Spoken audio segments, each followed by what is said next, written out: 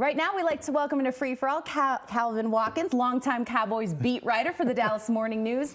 Calvin, it's officially July 1st, which means training camp is literally right around the corner. No, you can't wait for that. Players report to Oxnard Wednesday, July 24th, first practice on the 25th. Now, one player, as you've reported, who's not expected to be there if a new deal isn't in place is star wide receiver CeeDee Lamb. What more can you tell us about this? Well, they haven't had any substantial talks at all summer, basically the whole offseason. There's an expectation that as we get closer to training camp, maybe the week before camp, that talks will pick up. And if that happens, then we should see CeeDee Lamb in training camp. But if not, this is going to be very similar to Zach Martin. Because remember, he held out. He missed like the first 10 days of camp, and then they took care of his contract. But the Cowboys are going to wait to the last possible second to get this done. For whatever reason, this is how they do business. So, but CeeDee Lamb is like, I'm not reporting to camp. He has not been here for the offseason program. Even the mandatory, he got fined close to $100,000 because he missed the mandatory camp. So, and he's subject to fines if he misses training camp. He doesn't care because he expects to get a massive contract averaging probably $35 million a year. You know, I've been seeing videos of him. He looks like he's going to be ready. Obviously, all these guys are going to stay ready, but, you know, probably smart on his part in terms of trying to get the most money. You know, we're still waiting on other extensions coming from, you know, Cowboys quarterback Dak Prescott. Then you have Micah Parsons. Any new developments on those fronts there? Well, Dak Prescott is in a similar situation with CeeDee, but he's not holding out. Right. He expects to get his money at some point. The question is, do you give him $55 million a year on average, or do you get $60 million, which is where the price is going up for quarterbacks? When it comes to Micah Parsons, he was telling us during the offseason, don't worry about me.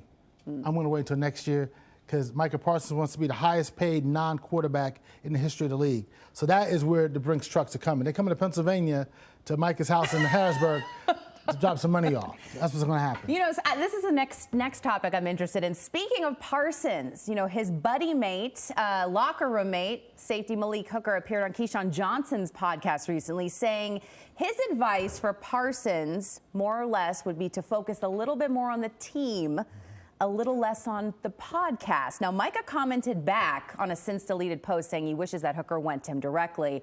What do you make of all of this? Well, they're both right, you know, because remember, Micah did a show with Skip Bayless on Fox. Yep. And then Skip and Shannon criticized Micah, and then he didn't go on the show. And so now Micah is doing this once-a-week live stream on Bleacher Report. And Malik is right. Hey, man, if you're with us, be with us, and all that kind of thing. But Micah's like, you could have came to me. Right. Well, I mean, and Micah's right. My locker is about 2 stalls down from yours. So come to me, call me, text me.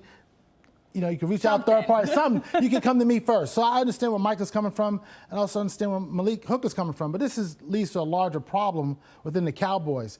Micah Parsons missed the first 2 weeks of the voluntary offseason program, and it irked Coach Mike McCarthy. And Micah talked about we need better chemistry in this locker room, on this team.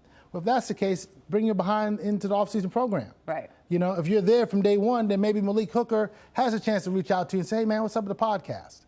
And then none of this is public, but it is public now. So hopefully those two gentlemen will work it out before we get to Oxnard, because if not, we'll stir it up for them. Yeah, I was going to say there's no doubt, Calvin, about Micah's, you know, greatness as a player and that the ceiling is so high from him.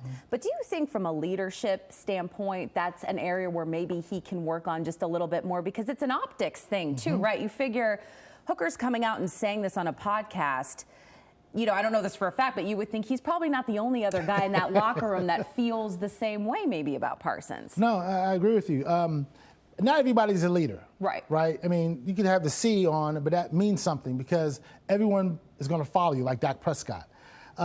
Micah is a young guy, as we know, and we've talked, he's a fun-loving guy. Oh, yeah. He's really fun to talk to, but he's young, and he might not be the best person to lead, but because of his stature within the team, he's the star pass rusher, you know, he's everywhere. People are looking to him to lead, and not everybody can be leaders. Yeah. So that's the problem here. Mike McCarthy said during the offseason he's talked a lot to Micah about being a leader, being more vocal, helping the players, and that kind of thing. So we'll see what happens when we get to camp. Speaking of camp, last question for you here. Biggest storyline for you heading into camp this year for this team? Well, the head coach is in the last year of his deal. The quarterback, we think it's going to be the last year of his deal. In other words, there's many. There's a lot of issues. But how Mike McCarthy handles this team in the last year of his contract. Now, Mike McCarthy wants a contract extension. The only way he gets it is if they make a deep playoff run. Yep. So to me, how he handles this team from day one when we get out there in late July is going to be telling, because guys could look at him and say, you might not even be here next year, bro. Right? So Mike's got to overcome some of that and also continue some of the progress he has made. I mean, this team has won 12 games the last 3 years under Mike McCarthy. This team has gotten a lot better under Mike McCarthy. The issue is they haven't taken the next step in beating the 49ers and maybe even beating the Lions in a big playoff game. So we'll have to see. All right, we're going to hold out on our season predictions. We know you and Clarence, your buddy, love together. We're going to wait until we get out to Oxnard for that. Calvin Watkins, Dallas Morning News, thanks so much for being here. We'll see you out in Cali. I'll see you out there.